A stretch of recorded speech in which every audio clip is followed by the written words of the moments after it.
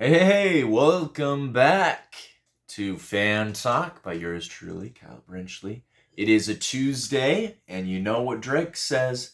The club is going up on Tuesday. Look it up. Really cool song. Kind of weird, but it gets you hyped for Tuesdays. And Tuesdays, yeah, they're kind of, Monday takes the spot as the worst day of the week, no matter what. And Tuesday's just kind of there. Every other day of the week has something going for it. Tuesday's just kind of there. Maybe Taco Tuesday can kind of be a thing, but we're here. It's a Tuesday. It's rainy where I'm from. We love the rain. We love it. We love it. We love it. And we're going to talk about some great things here on the podcast today. Thank you for tuning in. This is Fan Talk. You can find it on Spotify, iHeartRadio, and YouTube. Search Fan Talk Kyle Brenchley. I'm also on Instagram. Go give me a follow at KBrenchSports. That is my sports page. My personal account is at KBrench, so go hit me up. We're talking NBA Finals. Game 2 went down on Sunday, and it was really fun. I'm wearing my Air Jordan to, manifest good basketball vibes, and we're going to talk some finals. So let's jump right into Game 2. Right now, let's talk about how the Heat were able to win, why the Nuggets struggled, and what to look forward to in Game 3 for both teams. So Game 2 was played in Denver, and I mentioned in my last video that Denver, at that time, before Game 2, they were 9-0 in the playoffs at home, which means they won 9 times and lost 0 times. They were undefeated at home. In the playoffs, home court advantage was legitly a thing for them. So going into Game 2, myself included, everyone was saying, I think the Nuggets will take care of business here at home. Really, the Heat only have a shot winning on the road. They're not going to win here in Denver. And boy, were we surprised. What a performance by the Miami Heat. There's a few things I want to highlight here. So I'm going to go through them one by one. I'm going to start with the Miami Heat and what they did. What they did was essentially they got their role players back up and going. Gabe Vincent had a great game with 23 points. Isn't he awesome? Max Strus, who had missed all of his shots in Game 1, hit 4 3-pointers, big time. He was shooting with confidence. He did not care. He was out there firing. He had 14. Duncan Robinson, holy cow, that guy had 10 points, scored 8 points there in the fourth quarter, I believe, to kind of put the Miami Heat, to pull them away. And then Kyle Lowry, totally awesome, 9 points, hit some big clutch threes.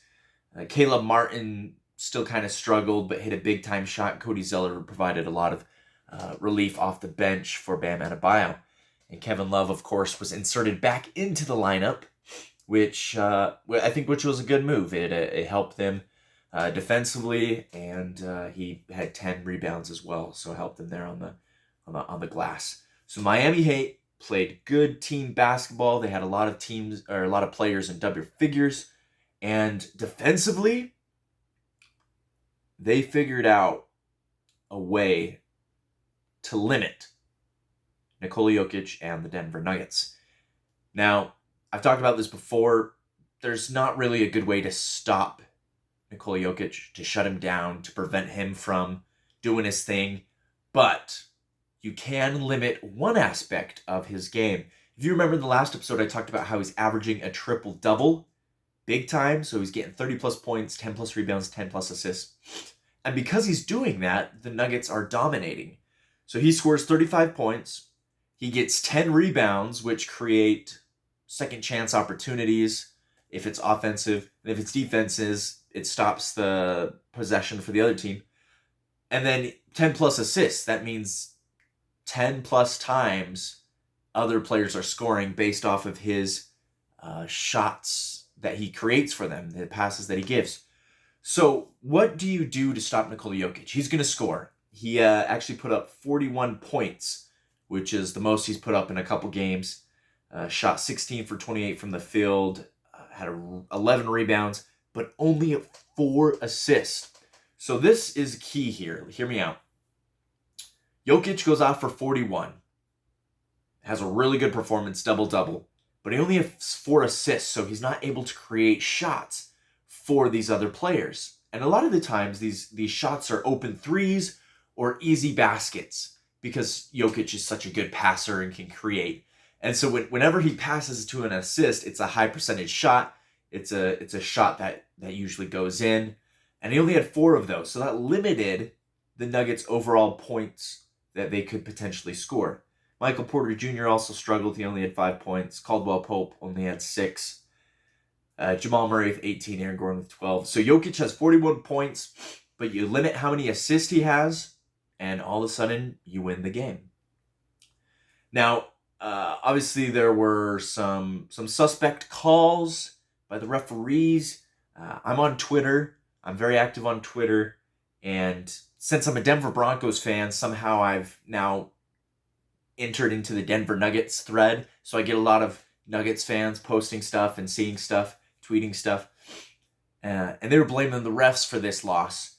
And I'm just going to say this right here, right now. No matter who's playing, no matter who I'm rooting for, at the end of the day, you can't blame the refs. Every single game, there's going to be missed calls. Every game, there's going to be bad officiating. It's just not perfect, right? The officials are human. They miss stuff. They make fouls that aren't actually fouls. So that's out of the question. Out of the question. You put that out of the question. Whether or not that would have affected the game doesn't matter. That should not be talked about on these podcasts. We should not waste our time saying, blame the refs. No, let's focus on the players, what happened, and what good things came about it. So with that being said, the Heat found a formula. They shut down Jokic's assist ratio, only having 4. And so Jamal Murray, he goes off for 18 points and 10 assists. But Jokic, who has the ball and he's creating stuff, wasn't able to do that. So Miami Heat steal a game in Denver, a big time game because everybody was saying Nuggets in 4, Nuggets in 5. I personally was thinking, Nuggets in 6, I believe is what I said. But now maybe this switches things. This makes things interesting. We're going back to Miami tomorrow night on Wednesday, 6:30 Mountain Standard Time for Game 3. The Nuggets are favored still. They're still favored to obviously win the series, but they're favored to win this game. They're the favorites in this game. But Miami will have to work because the Nuggets are a good team. They're coached by a very good coach in Mike Malone. They have some really good players. They know how to win. But so does this Miami Heat team. Erik Spoelstra has the experience. Jimmy Butler is a dog. And sometimes experience goes farther than skill. This is the first time the Denver Nuggets have ever made the NBA Finals. And so perhaps that's why the fans on Twitter are going nuts because this is the first time they've been here. They don't know how to react. Fans in the stadium were going bonkers at every single whistle. And the Nuggets, this is the first time they're here. So they'll need to figure out how to win, sticking to what they know, but also adjusting when the Miami Heat throw other punches because they know they will. Again, Game 3 tomorrow night, Wednesday, 6:30 p.m. Mountain Standard Time. Who do you guys got winning Game 3? Let me know down in the comments or on my Instagram. Again, that is @KBrenchSports. Personal account @KBrench. This has been Fan Talk previewing the NBA Finals with Kyle Brenchley. Spotify, iHeartRadio, YouTube, that's where you'll find me. And thank you guys so much for listening. Take it easy. Have a great, great, great night and enjoy Game 3.